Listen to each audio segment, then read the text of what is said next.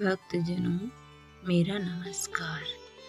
फाल्गुन मास की विजया एकादशी का महात्म्य। युधिष्ठिर ने पूछा, वासुदेव, फाल्गुन में कृष्ण पक्ष में किस नाम की एकादशी होती है? कृपा करके बताइए।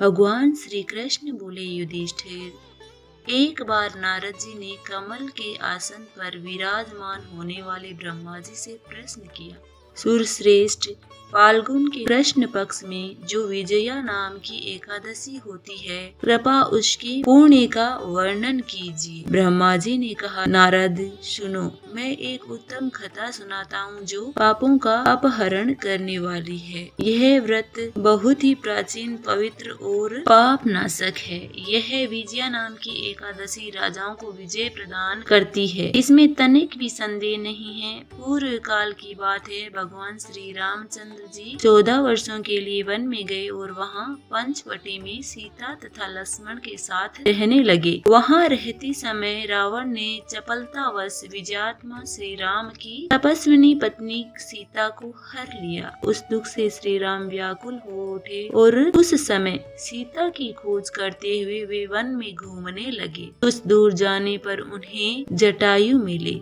जिनकी आयु समाप्त हो चुकी थी। इसके बाद उन्होंने वन के भीतर कबंध नामक राक्षस का वध किया। फिर सुग्रीव के साथ उनकी मित्रता हुई। तत्पश्चात श्री राम के लिए वानरों की सेना एकत्रित हुई। हनुमान जी ने लंका से उद्यान में जाकर सीता जी के दर्शन किया और उन्हें श्री राम की चिन्ह रूप मुद्रिका प्रदान की। यह उन्होंने महान पुरुषार्थ काम किया था। वहाँ से लौटकर वे श्री रामचंद्र जी से मिले और लंका का सारा समाचार उनसे निवेदन किया। हनुमान जी की बात सुनकर श्री राम ने सुग्रीव की अनुमति ले लंका को प्रस्थान करने का विचार किया और समुद्र के किनारे पहुंचकर उन्होंने लक्ष्मण से कहा, सुमित्रा नंदन, किस पुण्य से इस समुद्र को पार किया जा सकता है? यह अत्यंत अगाध और भयंकर जल जंतुओं से भरा हुआ है। मुझे ऐसा कोई उपाय नहीं दिखाई देता जिससे इसको सुगमता से पार किया जा सके। लक्ष्मण बोले,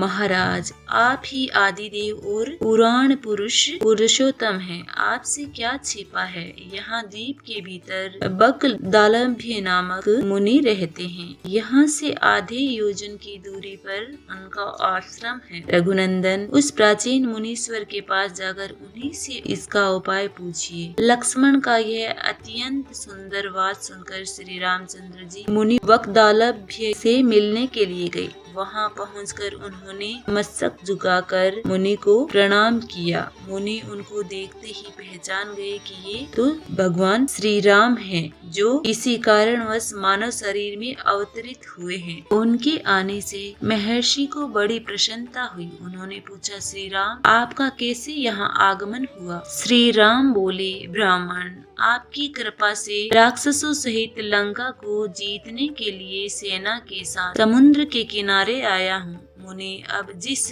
प्रकार समुद्र पार किया जा सके वह उपाय बताए, मुझ पर कृपा कीजिए। बकदालभ्य ने कहा, श्री राम, फाल्गुन के कृष्ण पक्ष में जो विजया नाम की एकादशी होती है, उसका व्रत करने से आपकी विजय होगी। निश्चय ही आप अपनी वानर सेना के साथ समुद्र को पार कर लेंगे। राजन, अब व्रत की फलदायन विधि सुनिए। दशमी के दिन आने पर कलश स्थापित करें। वह सोने, चांदी, तांबे अथवा मिट्टी का भी हो सकता है। नारायण के स्वर्ण में विग्रह की स्थापना करें। फिर एकादशी के दिन प्रातः काल स्नान करें। कलश को पुनः स्थिरता पूर्वक स्थापित करें। माला, चंदन, सुपारी तथा नारियल आदि के द्वारा विशेष रूप से उसका पूजन करें। कलश के ऊपर स्वाध्याय हो सके तो रखें। गंध, धूप, दीप और भांति भांति के नैवेद्य पूजन करें।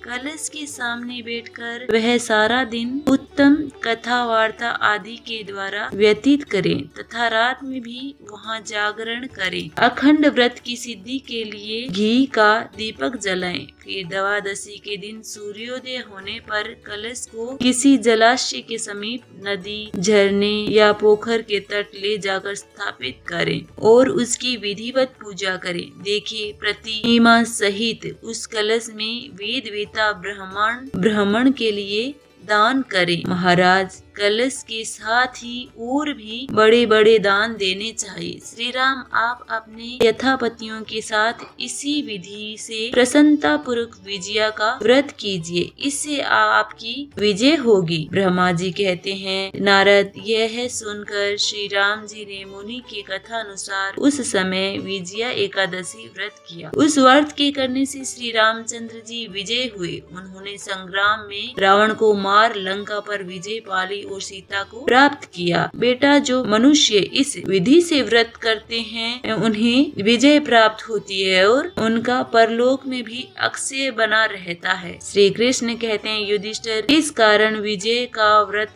करना चाहिए। इस प्रसंग को पढ़ने और सुनने से वाजपेयी यज्ञ का फल मिलता है। नारायण नारायण नारायण नारायण। ओम नमो भगवते वासुदेवा। ओम नमो भगवते वासुदेवाय। ओम नमो भगवते वासुदेवाय।